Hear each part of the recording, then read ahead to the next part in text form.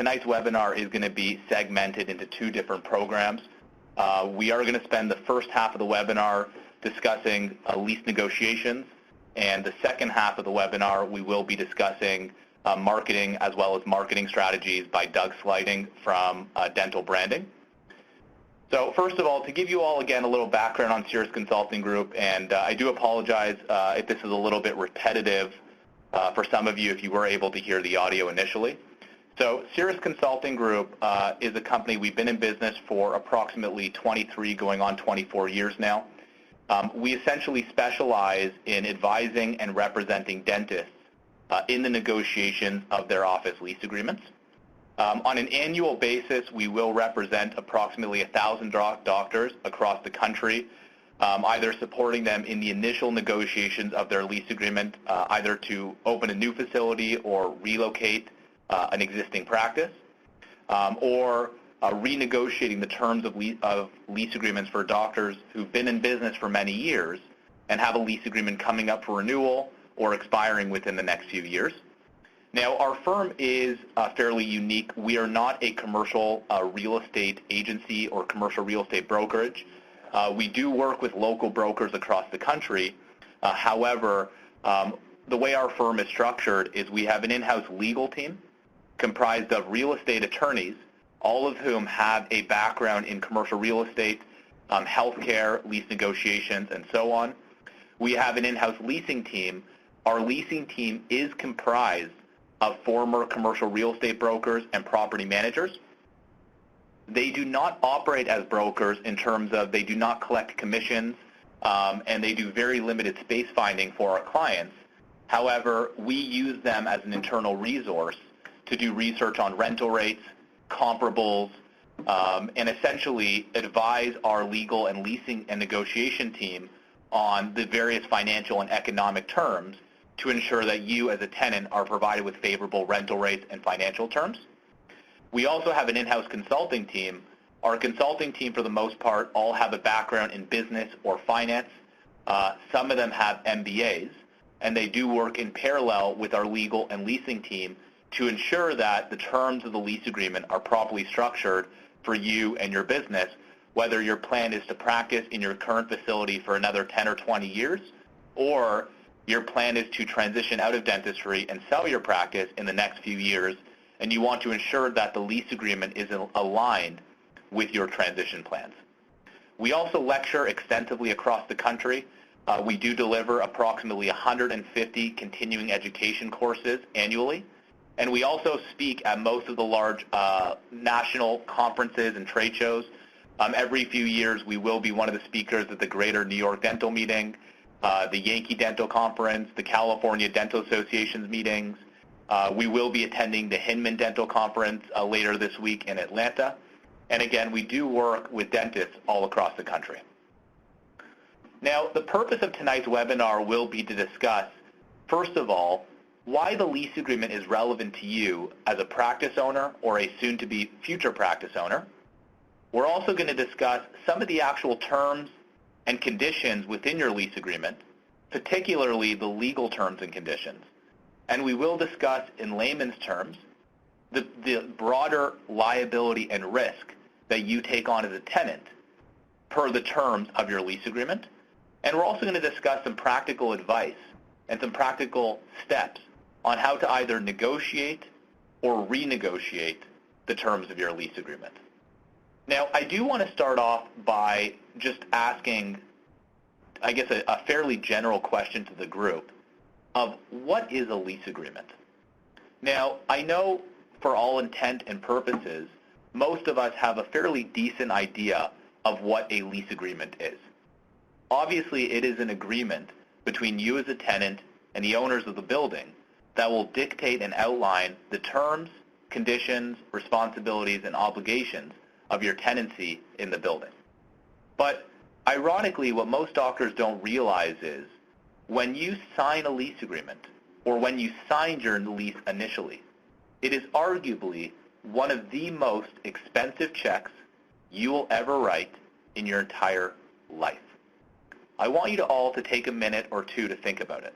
It is one of the most expensive checks you will ever write in your entire life.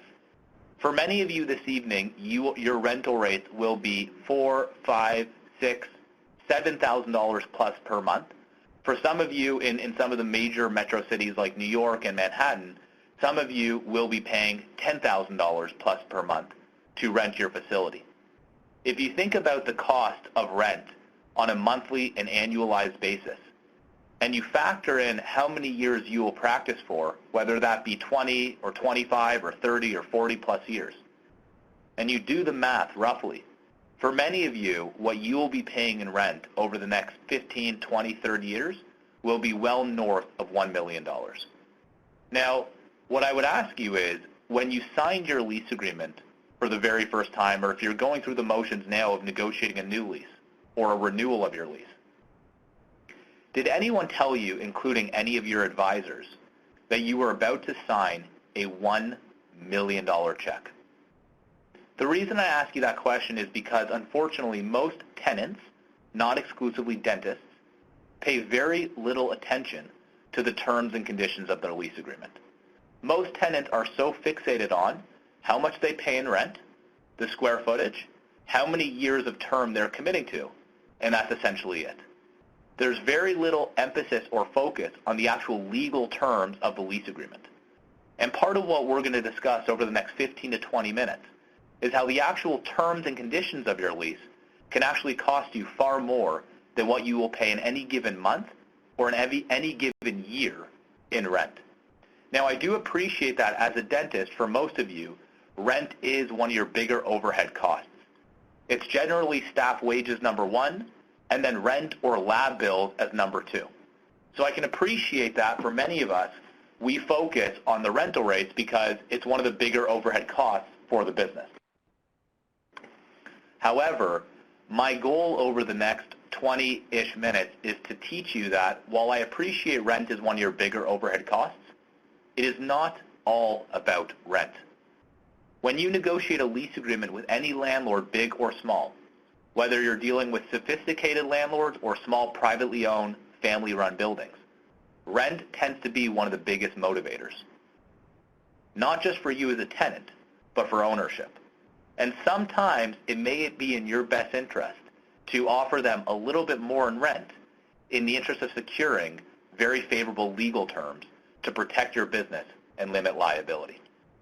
Now, why is the lease agreement so important to you as a dentist? Well, first of all, we want to ensure that the lease agreement provides you with long-term stability and security. As many of you know, it is awfully expensive to build a dental office.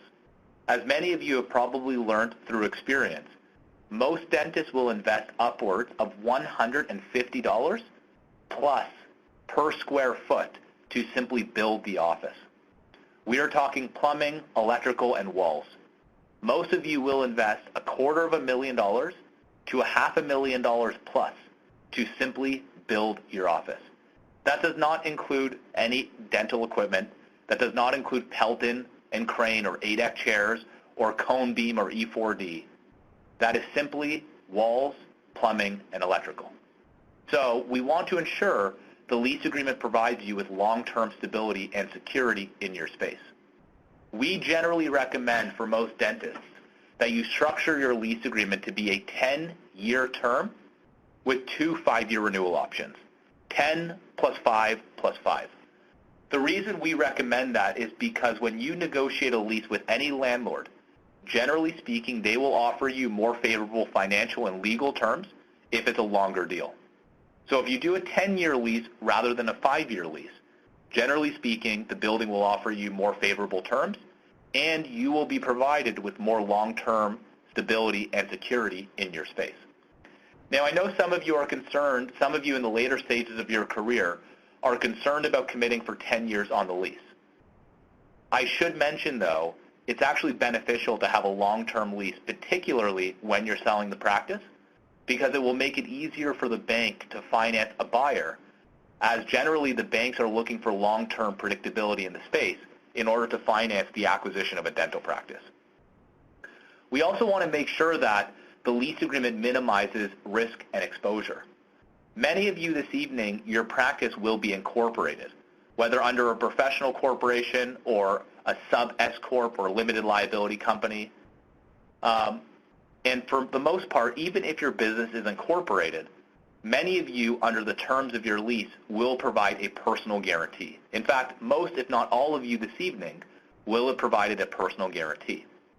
What a personal guarantee essentially implies is that if there is a dispute between you and your building owner, they have the ability legally to pursue actions against you personally and to essentially sue you and go after personal assets of your family and your estate. From a legal standpoint, not ideal. However, it is not uncommon for buildings to require personal guarantees before a tenant will move into their building. If that is the case, if the building does require a guarantee, what needs to occur is we need to negotiate limitations on the guarantee itself. Now, what I mean by that is, preferably, we'd want to see the guarantee expire after a number of years, and also we'd like to cap the value of the guarantee at a max dollar value to, at the very least, limit the liability to you and your family. We also want the lease agreement to maximize flexibility. There are a number of ways the lease agreement will maximize flexibility. First of all, we do want to ensure that the lease agreement has something called a right of first refusal. Again, it's called a right of first refusal for those of you taking notes this evening. What a right of first refusal does is it enables you to take on additional space in the building, assuming it becomes available for rent. So, as an example, if you needed more space and the unit adjacent to you became available for lease, per the terms of a right of first refusal, the building owner would be required to offer you that space first before they offer it to anyone else in the building or to the general public. Now, regardless of whether you ever need to expand, it's a wonderful option to have, and it will also make the practice more attractive for future sale. Of course, for many of us, what we're focused on is we do want to ensure that we have fair and affordable financial terms. Now, when we talk about fair and affordable financial terms, I'm not simply discussing rental rates. For many of you, one of the primary concerns and complaints that we hear from many doctors across the country are that the maintenance fees or common area maintenance fees that you pay per month or per year are exorbitant. Now, what you should know is many property managers and building owners will use common area maintenance or CAM fees as a profit center. In other words, they will strategically overcharge tenants, and unfortunately, most tenants will never know the better. The way to ensure that you have fair and affordable financial terms is it should be negotiated into your lease agreement, or if you're currently in your space, it should be added or amended into your lease agreement during a renewal, that at the end of every fiscal year, you have the right to request detailed statements from the building that will actually give you a daily breakdown of what all of these maintenance charges are, and you will also have the right to audit those statements to ensure accuracy. Now, what's interesting is, as I mentioned earlier, we represent approximately 1,000 doctors per year across the country. Many of our clients are existing practice owners who believe their maintenance fees are above what they should be. When we renegotiate the terms of their lease and enable them to request these detailed statements, for many of our clients, they see a significant reduction in their maintenance fees. It's important that we have the visibility into what those costs are, but most importantly, that we have the right to request detailed statements and audit them. Now, ideally, if you have all of the above, what you'll notice is your lease agreement will start to act and function more as an asset as opposed to a liability. But it's particularly relevant for those of you this evening who are thinking of buying or selling a practice. Now, there are three key components that will factor into the value of a practice.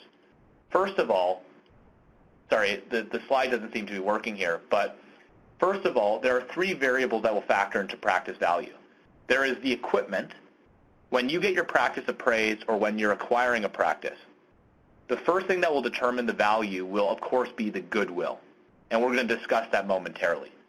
But what also factors into value is the depreciated value of your equipment, meaning how much did you buy your equipment for, how old is it, how quickly does it depreciate, and what is it now worth today. But as I mentioned earlier, what will generally determine the biggest portion of value is goodwill. Now, most doctors do not fully understand what goodwill means.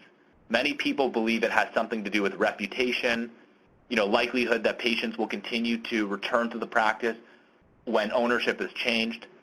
The reality is goodwill really boils down to cash flow. How much does the practice produce? How much does it collect? How much does it net in profit? And what will happen is either a practice broker or an accountant will look at all the variables and determine the value of the goodwill in addition to the value of the equipment. But for those of you this evening who are currently lessees or tenants, in other words, you rent your space, the way with which you will sell your practice is once you and a buyer have formalized an agreement, you will actually need to transfer the lease agreement from the buyer to the seller. It sounds like a fairly straightforward process. Unfortunately, it's generally not. And if the lease agreement is not properly structured, it can actually make or break the sale of the practice. It's important that you understand that the lease agreement can actually determine as much as 100% of the value of the practice, and really for two reasons. Number one, if the terms are not properly structured, the bank may have some concerns with financing the buyer, which does actually happen quite often. Or in other cases, the building owners or property managers may overcomplicate that process for self-motivated purposes. We're actually going to discuss that in a few moments. But I do want you all to understand that the lease agreement is absolutely relevant to the sale of the practice, and if not properly structured, can actually make or break the sale. Now, we're going to spend a few minutes discussing some of the various terms in your lease agreement, one of which being the option to renew. Now, the option to renew is the clause in your lease agreement that enables you to extend the term of the lease agreement when the lease is coming up for renewal. Unfortunately, the example you see before you is found in 90% of commercial leases, and unfortunately, 90% of you tonight, statistically speaking, will have a very similar option to renew clause in your lease agreement. Now, most people don't read the fine print, but if you start to go through this particular option to renew, you'll notice that it starts off by saying that provided that Dr. Joe Black shall remain as the tenant. What it's essentially specifying here is the renewal option is actually personal to Dr. Joe Black. Now, the reason that may be problematic is because that may actually prevent you from being in a position to sell the practice. Generally speaking, in order for a bank to finance a buyer for the acquisition of a dental practice, the banks require a minimum of 5 years of term. Now, if you have renewal options on your lease, that will factor into the equation. However, if the renewal options are non-transferable, it may prevent the bank from being in a position to finance the buyer. Now, it goes on to say that if the tenant duly and regularly pays its rent and has performed its covenants and obligations under this lease and has not been in default. What you may notice about the word default is the word default is actually capitalized. The reason why the word default is capitalized is because it is actually a defined term, meaning somewhere else in the lease agreement there is actually an explicit definition of what the word default actually means. Now, many of us believe that default, as long as you pay your rental rates, you are not in default. Unfortunately, generally speaking, the default section is as long as 1 or 2 pages long in most lease agreements. And non-performance of rental payments is not the only circumstance that would apply to a default. Essentially, what would also constitute a default is if you're not operating the business during the normal business hours in the building. We had a case that we worked on about a year ago in Washington, D.C., with a general dentist who was going through a very problematic negotiation with their building. In essence, she had built her practice 9 years prior, and she had structured the lease as a 10-year lease with a 5-year renewal option. When she was in year 9 of 10, she gave the landlord notice that she was planning to extend the lease for 5 more years. And the landlord essentially argued that she had been in default for many years, and they would not be renewing her lease. And what we later uncovered was what they argued was default was she was only open Monday through Thursday from 8 until 5 p.m., and it explicitly was stated in her lease agreement that normal business hours, because it was a retail strip mall, were Monday to Friday, minimum 9 to 5 p.m. So unfortunately for many of us, we may believe that default is simply rent payments. But unfortunately, there's actually an extensive definition of what would constitute default. So it is important that we are aware of what it says to ensure we do not enter into default under the lease agreement. It goes on to say that you can renew the lease for 5 more years as long as you provide notice. It is important that you understand when your lease expires and the notice period. In most commercial lease agreements, you do need to provide a minimum of 6 months, and in some cases 9 or 12 months notice of your intentions to renew.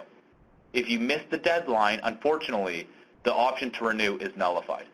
Now, it goes on to say that you have the ability to renew, but it will be on the landlord's current standard form lease. What that essentially implies is they have the ability to discard your current lease agreement, and if you want to renew, you will be signing a brand new lease agreement based on their standards and their terms. As you can imagine, not ideal.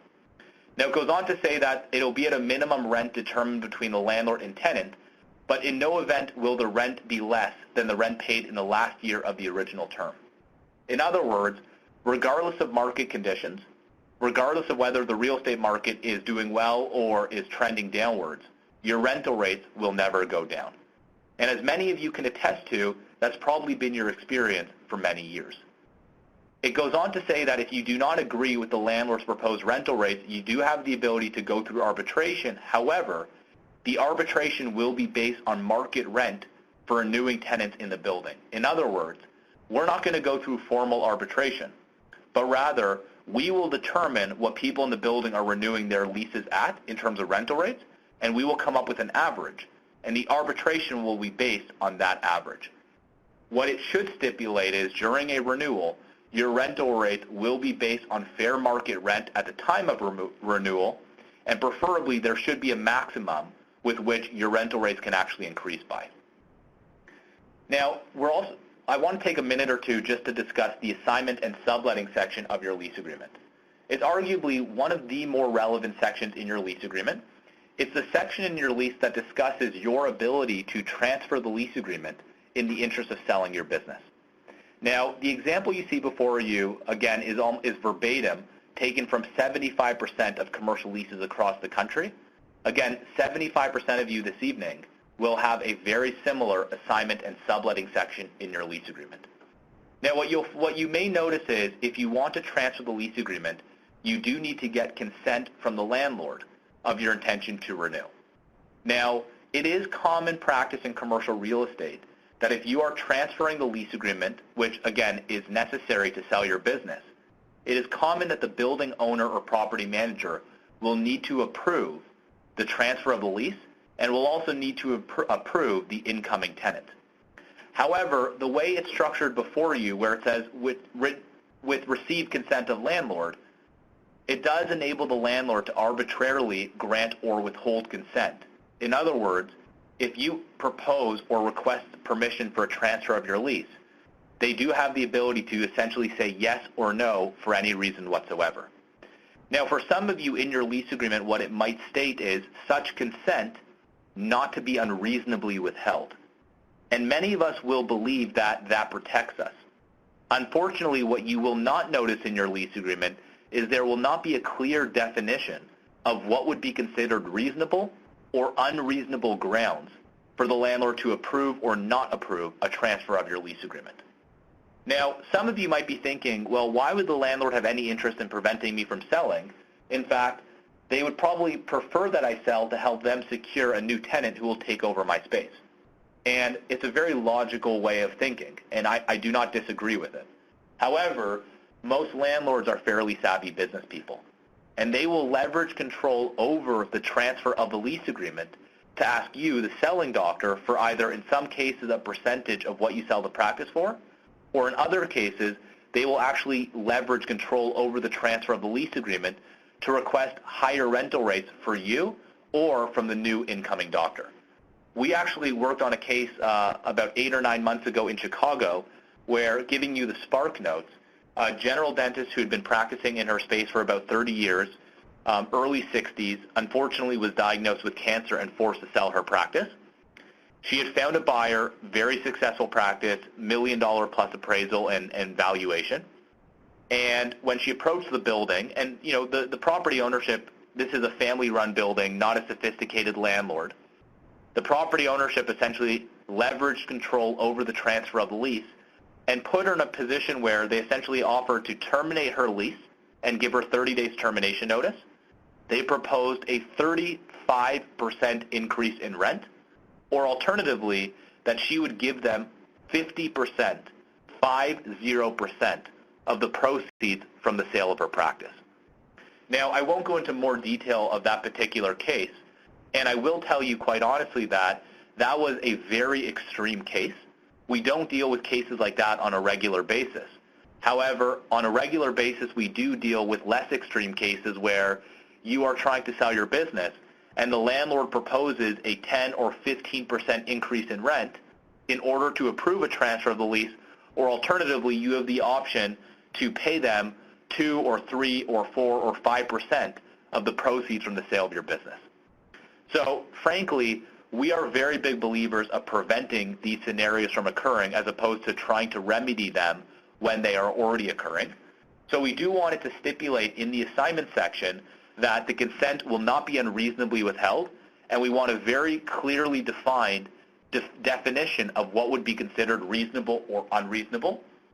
We do not want it to be stipulated in the assignment and subletting section that the landlord has the right to terminate your lease agreement or to change the rental rates simply because you requested permission or approval to assign your lease. And lastly, almost all of you tonight will have it stipulated in the assignment section that even after the landlord has approved the transfer of the lease agreement, you will continue to remain liable, or in other words, remain a guarantor under the lease for the new doctor who has taken over. Now, obviously not ideal, and again, if your intention is to sell the practice anytime in the next 5, 10, or 15 years, it is critical that we amend the assignment and subletting section to put you in a better position to eventually sell your practice. Now, in the interest of time, we only really had the opportunity to discuss 2 sections of your lease agreement, but what I was really trying to emphasize is the terms and conditions of your lease agreement, if not properly structured, can be very, very costly to you and your business. For those of you who have a lease agreement coming up for renewal, we encourage all of you to begin the process preferably 18 to 24 months before your lease expires. It's arguably one of the more important lessons you'll learn this evening. If you have a lease coming up for renewal, try to start negotiations 2 years out. The reason we recommend that is because generally speaking, it will take a dentist between 8 months to 18 months to relocate the office. It's generally a year to a year and a half long project to relocate. Unfortunately, most landlords are aware of that. And what most doctors do is they start negotiations 6 months before the lease expires, which puts you at a major disadvantage with the building because they will understand that it is virtually impossible for you to move out. If you want to be strategic in the negotiations and negotiate favorable rental rates, it is important that you start the process as early as possible and preferably start 2 years out. Now, in terms of how to actually negotiate the lease agreement, this is the actual 7-step process that we follow in every project that we take on. First of all, we always want to get a copy of the lease agreement, and we want to review everything cover to cover. Once we've reviewed everything, we then generally will do our market research, where we are going to look at your rental rates in comparison to the going rental rates in the area. Once we've completed our market research, we will then have a meeting or a conference call with our client to discuss their long-term goals and objectives for the practice. We want to tailor or customize the lease agreement to be aligned with your long-term plans for the practice. Now, once we've completed the strategy development, we then start the negotiations off with the building by negotiating the various financial terms. Frankly, most building owners prefer to discuss financials like rental rates, maintenance charges, construction allowances or tenant improvement allowances, and various economic and financial terms. So we always start the negotiations off by negotiating what the building cares about most, which are the various financial terms of the lease.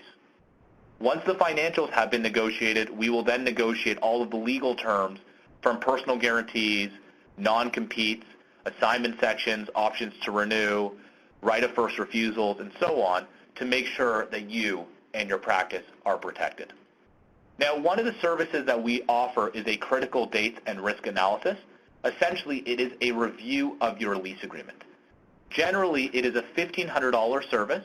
It requires that you send us a copy of your lease agreement, including all supporting documents such as amendments, addendums, riders, exhibits, schedules, and so on. We will review everything cover to cover. Our leasing team will also do research on rental rates and comparables, and we will set up a 1-hour conference call with you to go over the various terms and conditions and also walk you through a strategy on how to negotiate or renegotiate the terms with your building. Now, as a thank you for all of you joining tonight's webinar, and before I have Doug Sligting from Dental Branding take over, for any of you tonight who are interested in getting your lease reviewed, we are offering the lease review complimentary for all of you tonight. As what you can see before you are my contact details, my email address, as well as my direct extension at our office. If you are interested in the lease review, I do ask you kindly to please email me anytime within the next 24 hours. The offer is only valid for 24 hours. And if you are interested, simply send me an email advising that you are interested in the lease review, and I will reply to the email and we can correspond to schedule a conference call sometime in the next few days or few weeks to discuss your lease agreement. Anyhow, I do want to thank you all very much for your time. I do apologize again for the technical difficulties initially, but I do hope that the leasing component of tonight's webinar was helpful for you.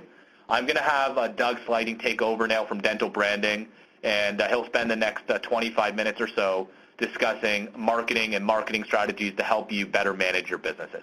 So, Doug, I'll let you take over now. Thanks, Justin. So, I'm excited to be here tonight. I think it's so important. I've been working in the dental industry specifically for marketing for dentists for the last 13 years. And over the last 13 years, I have watched the dental industry change quite a bit. You know, we have PPOs and insurance has changed. It's really changed the collections that practices have been able to get. You know, instead of collecting the full $1,000, we now collect $700 on something we bill, which again has transformed the industry and really has given rise to corporate dentistry as well. Because of that, dentists have to be more efficient than ever in the business aspect of their business. And that's why this webinar is so important tonight. I think it's been great what Justin said, and now what I want to focus on is the same thing for marketing.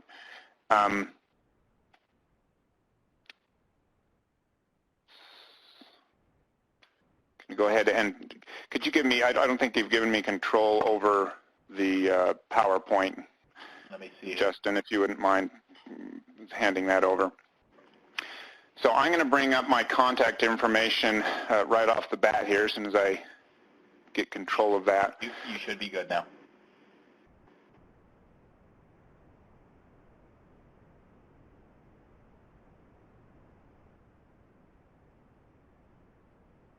Okay, there we go. So you can reach me at douglas@dentalbranding.com, and my phone number, direct line to my desk, is 801-285-5688. And you can also find me just by calling Dental Branding and going to dentalbranding.com, our website. Now, with that, let me establish, first of all, that marketing is the engine that drives growth within the practice. Any growth that comes, regardless of what your goals are, you can read through these different questions. Ultimately, if you're looking for more patients, you're looking for better patients or higher profitable patients, you really want to take your practice to the next level, marketing is the engine that's going to drive that. If you think about insurance, it's simply a form of marketing. If you think about referrals, it's simply a form of marketing. And so ultimately, the ability to control your marketing is the ability to control your practice, okay? And so what I want you to think about is looking at how you're currently running your marketing, and I assume that, you know, if you're on here listening from a marketing or listening to someone speak about marketing, there's probably something or some questions you have, some concerns you have with your current course of action. So how do we change that? And what I want to focus on is three ideas. First of all, there are only three approaches you can take to marketing. There's a passive approach, which, frankly, a lot of dentists do, and that's just kind of do nothing and hope for the best. Rely on referrals, rely on whatever happens, and see how the practice moves forward. There's a reactive approach, which is actually where most dentists fall into. That's where you react to the environment around you. For example, you notice that your patient numbers are down, or you notice that your profits or your billing is down, and so you say, hey, we should do some marketing. Or you notice that your neighbor dentists are starting some sort of social media and think, hey, we better do that, or whatever it is. Okay, so you're reacting after the fact to things that are happening. The final option is a proactive approach. A proactive approach is where you plan and to determine your future. You build a strategic approach to marketing. Okay, and again, there are only these three options, and the question is, which one are you going to pick? And my goal today, in 25 minutes or so talking about marketing, we just do not have time to cover everything you need to know in marketing. In fact, one of the big things that happens in a lot of these marketing webinars or seminars or that you probably attended in the past is they focus on one specific approach. And I'm not going to do that. What I want to do is to convince you that a proactive approach is critical in today's dental industry and is the way to move forward. And I'm going to focus on two aspects of a proactive approach. Okay? The first is messaging. The way we communicate is really critical. In fact, correct messaging is going to determine the quality and quantity of our patient base, because the way we communicate, the way we tell our story, ultimately determines not only if someone chooses us, but why. And that is really critical to understand. You think about, in fact, I get a lot of feedback from dentists here that say, yeah, it doesn't really matter. Patients are only concerned about insurance and price and so forth. But that is not true.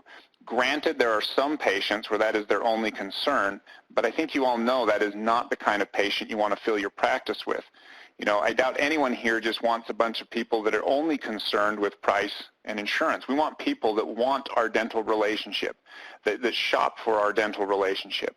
And in monitoring thousands of dental websites over the years, I can tell you that the #1 visited page on pretty much every dental website, besides the homepage, obviously, is the Meet the Doctor or Meet the Team page. Why would so many patients visit that page or those pages if they weren't concerned about the relationship they were buying? So ultimately, it really matters who you are. And so if we can message ourselves correctly, we're going to determine better the type of patient that chooses us. And I want to use a quick case study here and talk to you about Nordstrom and Target. I assume all of you have shopped at Nordstrom or Target before. And if you go to Nordstrom, the average pair of jeans is about $150. They have jeans, sometimes you can get them under $100, usually it's a little over, and they go clear up to $300 or $400 for a pair of jeans, especially if they're ripped and have holes in them. Target, their average pair of jeans is about $30 to $35. So tell me how Nordstrom stays in business if you can get a pair of jeans, 5 times less at Target. Well, obviously, it's about perceptions. The person who buys a pair of jeans at Nordstrom loves their purchase too. They're excited about it. The person who buys the pair of jeans at Target probably isn't quite as excited, but they're still very happy about the purchase and feel they've got a good value. And this is not me saying that, hey, Target's bad, Nordstrom's good because they charge more. That's not it at all. What I'm saying is that each store understands who its audience is. They understand who they're selling to, and they communicate a message that is appropriate for each audience. Okay? Dentists need to do the same thing. In marketing, we have what we call touch points. Touch points are those things that come into contact with potential customers. Anything can be a touch point theoretically.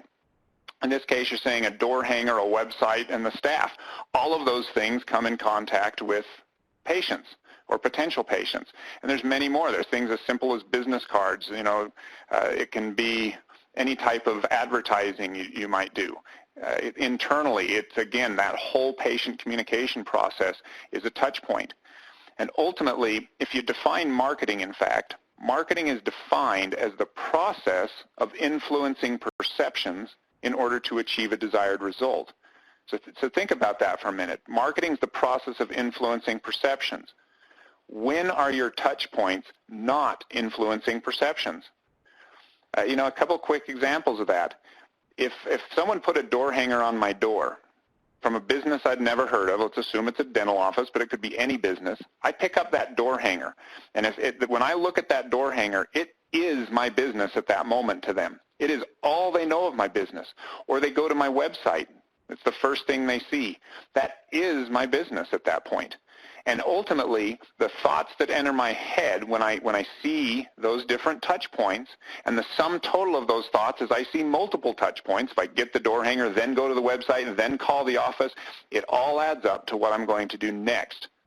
Right? So it's those touch points that ultimately determine the actions and reactions of our potential and current patients.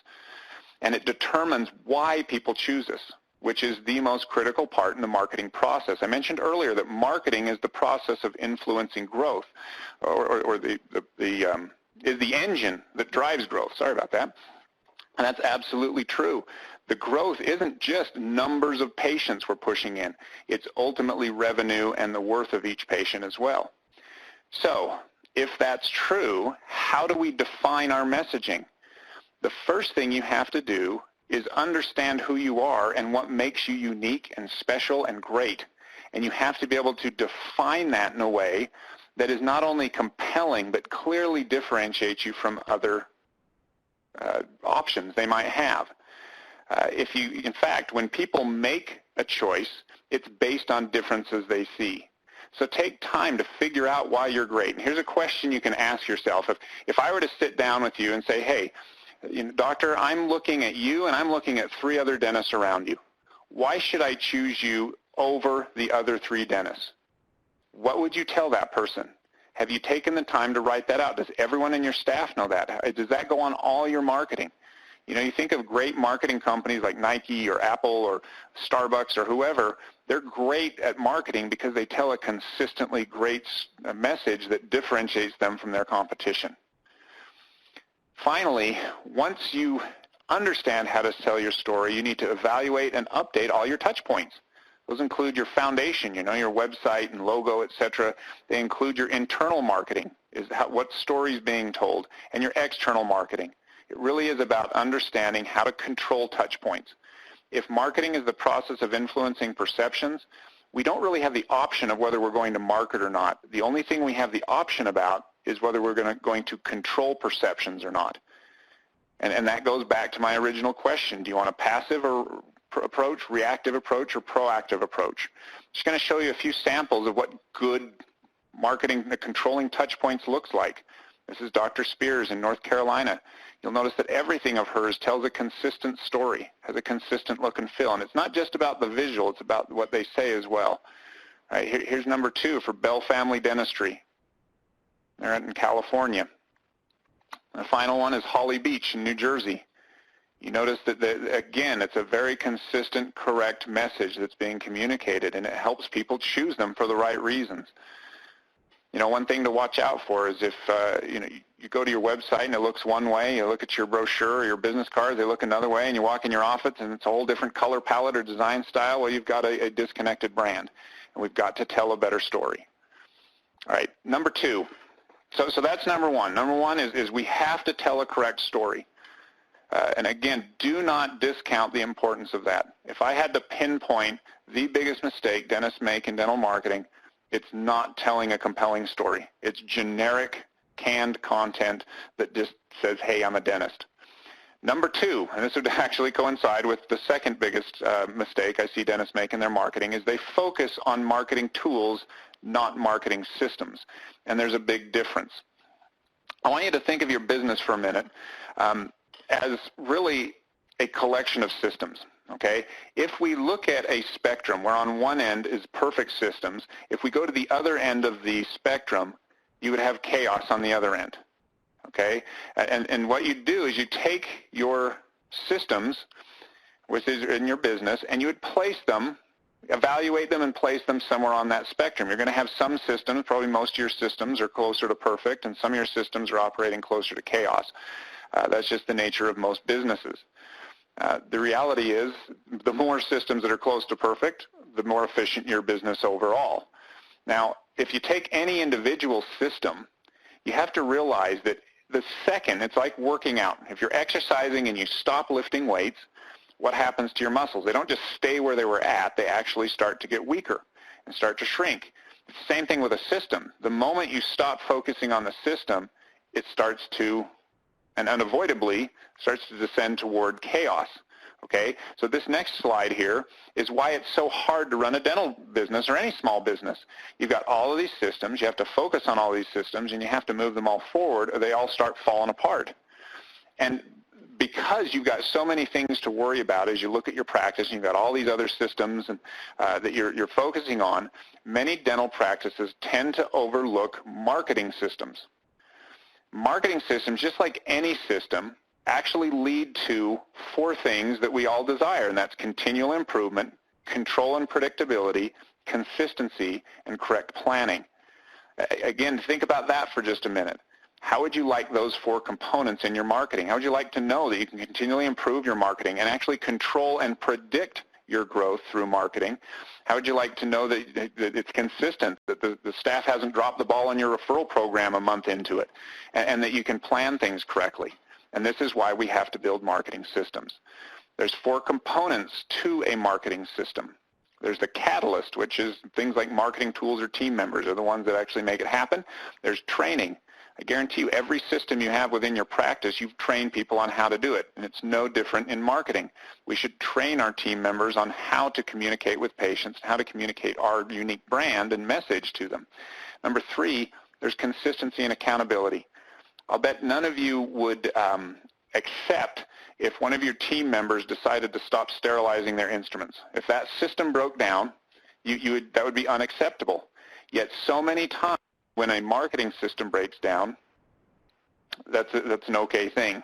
Well, you know, it's kind of tough to ask for referrals, or calling for reactivation can be a hard thing, so I get that, right? But these systems have to be consistent. We have to hold people accountable. Number 4, we have to be able to measure how our systems are working and find ways to improve them. So I'm going to go through a quick example of this here on a referral system. In this case, the catalyst would be the referral card, and also obviously the team member who's going to be giving out the card and talking to the patient. That's the catalyst.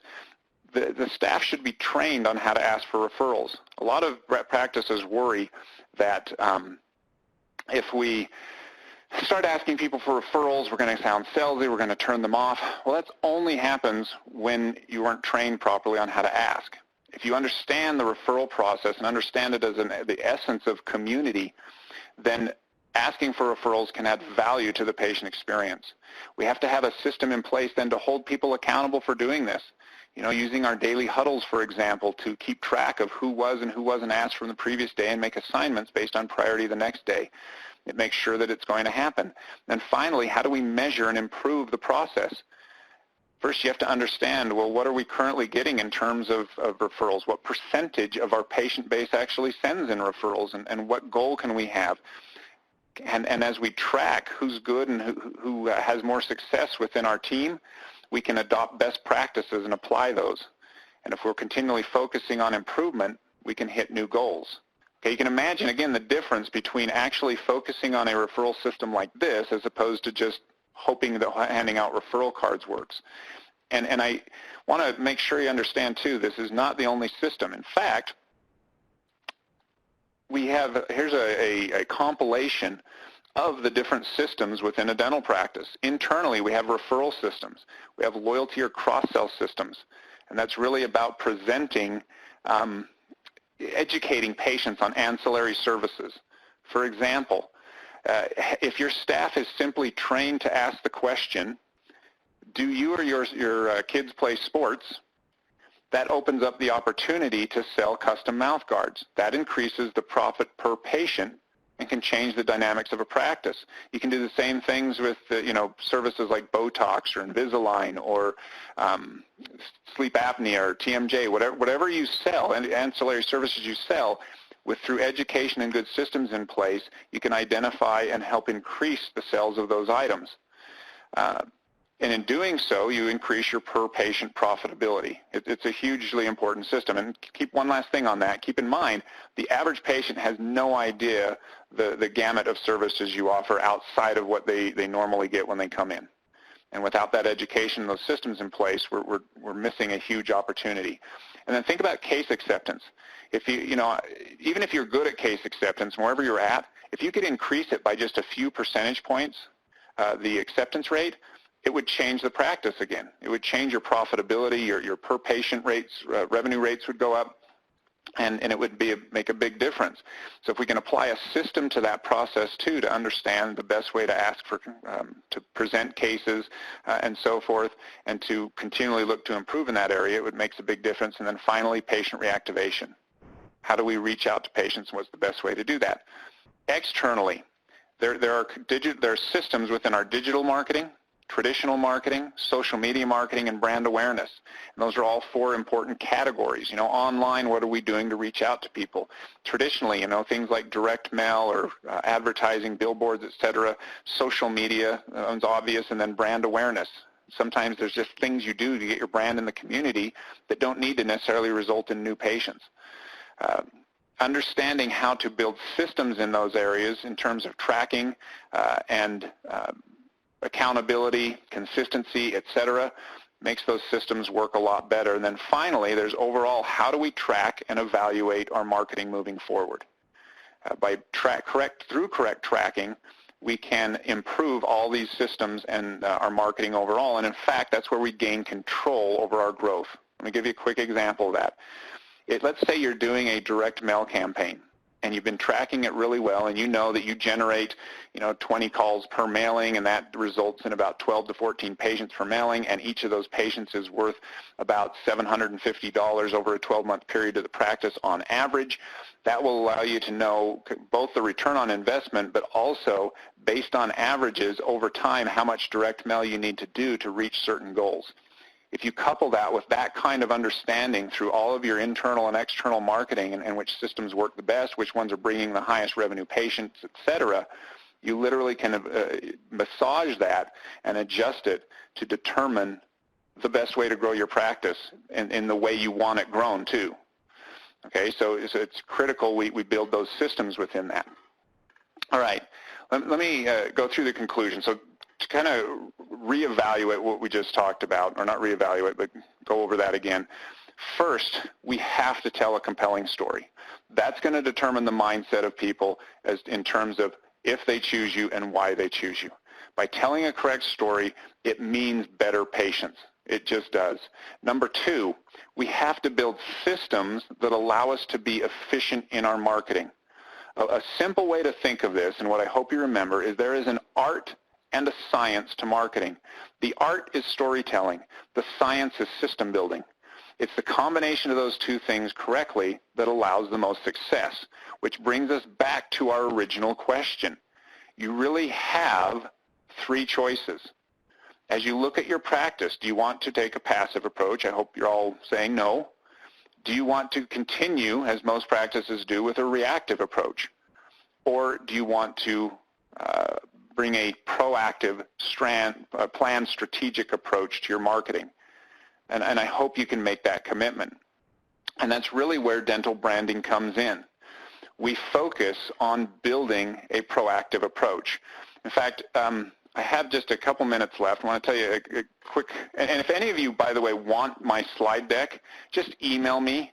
Again, that's douglas@dentalbranding.com, and I'll be happy to send you my slide deck. No obligation. So you have all this information. This magazine called Fast Company came out with an article called Change or Die, and it talked about how hard change was, both for individuals and organizations. In fact, it talked about the reason it's called Change or Die is they found out that even with death on the line, most people have a tough time changing. So if we're trying to take our practice from either a passive or reactive approach and implement a strategic proactive approach, what are the steps that we need to take to actually have that change be implemented? And they focused on four things that allow you to change. The first one is correct framing. We have to see things correctly. The next one is a focus on positive outcomes rather than negative. Third is comprehensive rather than baby step efforts. They say that if we can see more comprehensive changes, we're more likely to continue to move forward. And finally is a support system. And ultimately, this is really where dental branding comes in. We are a comprehensive, strategic marketing partner. Our goal is to work with you for years, ultimately. We want to build a relationship where we act as your marketing department. We assign you a VP of marketing, an account manager, and an art director. You have a team that focuses on strategic marketing.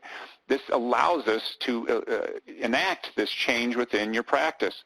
It helps us because we track results constantly and are giving you good information that allows us to see things clearly. Plus, we focus on continued marketing education. We're constantly teaching you correct marketing principles and helping you understand how marketing works.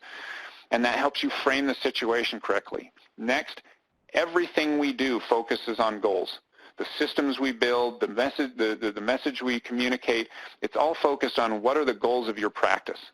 And so it's a real positive focus. Third, we help you build strategic marketing plans. We don't just say, hey, try this now. We have nothing prepackaged. Everything we do is 100% custom to our client base, and it's focused on building marketing plans. Fourth, you hold us accountable and we hold you accountable. We help you hold your staff accountable. We help you build systems, and we have a very consultative approach to marketing so that we can build your marketing correctly and build the systems correctly so they don't die out. So it's a constant improvement to your practice. Ultimately, clients that work with us for 12 months or longer see an average of 20% growth. Okay, and we're ultimately a full-service ad agency built specifically for dentists. I'm going to kind of leave it on this slide while I talk about if hopefully, so two things. One, I hope I've at least planted the seed for you to see marketing a little differently than you have in the past, and to understand the importance of messaging systems and a strategic approach to marketing.